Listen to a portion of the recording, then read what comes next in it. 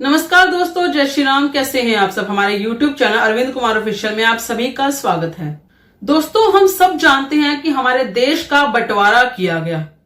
एक बार नहीं, दो बार बंटवारा किया। इसके 3 हिस्से कर दिए गए, जो कि आज एक बांग्लादेश के नाम से और दूसरा पाकिस्तान के नाम से है और तीसरा हम भारत तो है ही।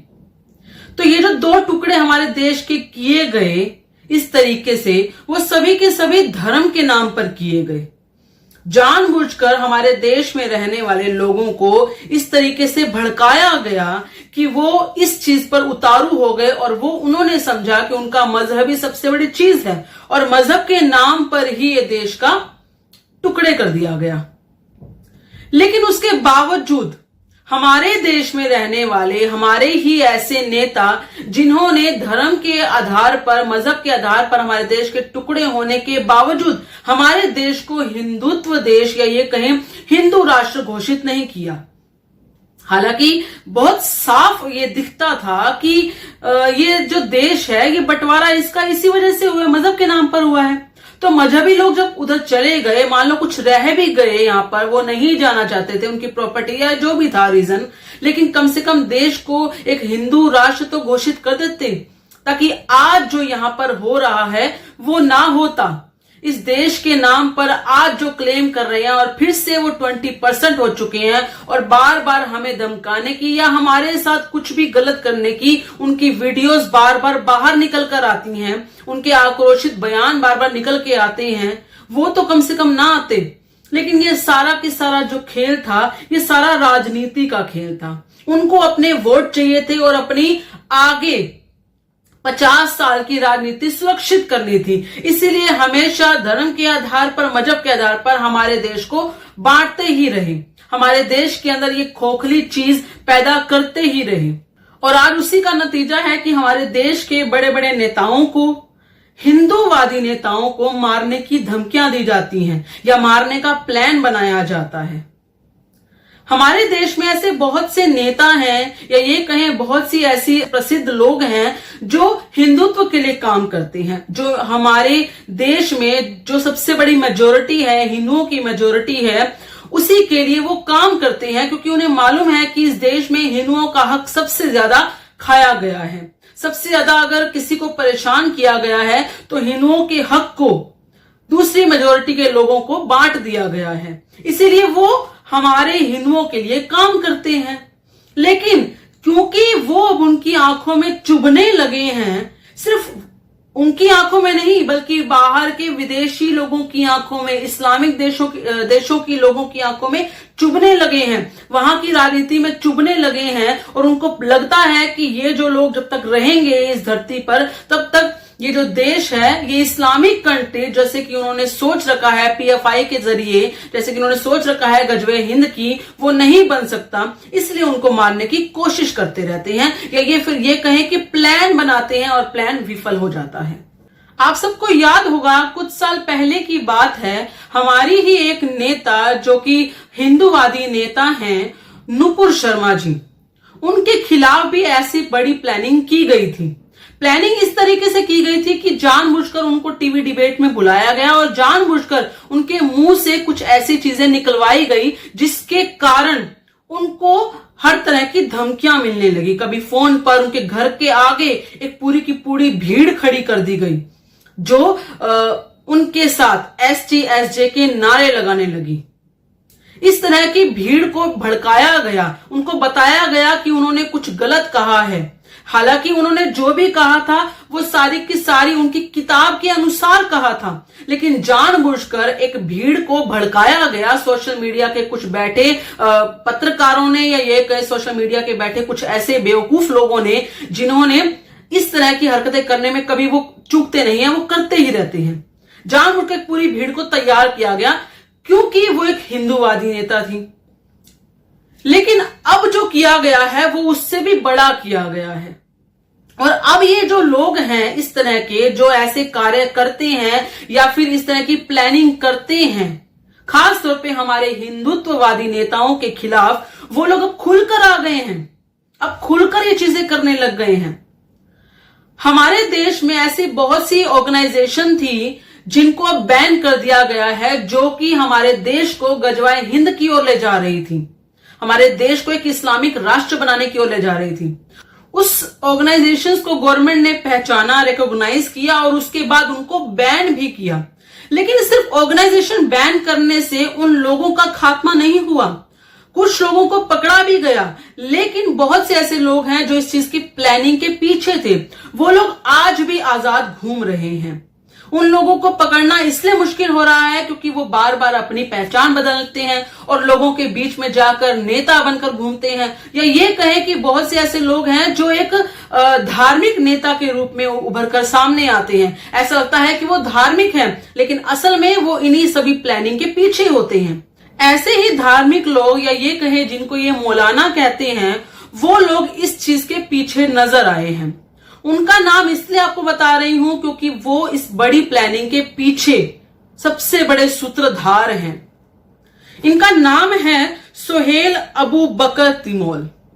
ये गुजरात के सूरत के अंदर एक मस्जिद चलाते हैं, वहां के मौलाना हैं और इनको पकड़ा गया है सूरत पुलिस की तरफ से। और पकड़ने का कारण यही है कि इन्होंने 1 करोड़ रुपए की फंडिंग की है, या ये कहें कि पाकिस्तान से इनको फंडिंग आई है। और वो जो फंडिंग है वो इसलिए की गई है ताकि कुछ हिंदूवादी नेताओं को मारा जा सके।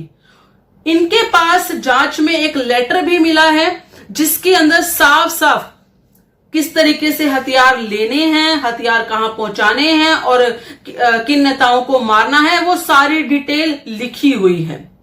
ये जो नेता हैं, हिंदूवादी नेता हैं जिनको मारने की प्लानिंग की गई है, उनके नाम हैं नुपुर शर्मा, हैदराबाद के जो टी राजा सिंह हैं बीजेपी के वो, और एक सुदर्शन न्यूज के एडिटर चीफ हैं, उनका नाम है सुरेश चौहान के, और साथ के साथ एक हिंदूवादी सोशलिस्ट हैं जो हिंदूवादी कार्यों में लगे रहते हैं, उनका नाम है उपदेश राणा।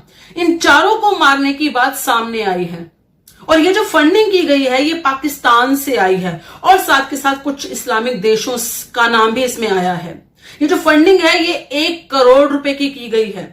जांच में जो लेटर मिला है उस लेटर में साफ ये बताया गया है, हालांकि वो जो लेटर है वो गुजराती लैंग्वेज में लिखा गया है, लेकिन बहुत से लोगों ने इसको पढ़ के, क्योंकि गुजराती बहुत से लोगों को आती है, हमारा आजकल जो ये जो इंटरनेट की दुनिया है इसकी वजह से संचार जो इतना ग्रो किया है उसकी वजह से हर किसी को ये लैंग्वेज पढ़नी आ जाती है, नहीं तो आप गूगल ट्रांसलेट करके देख सकते हैं।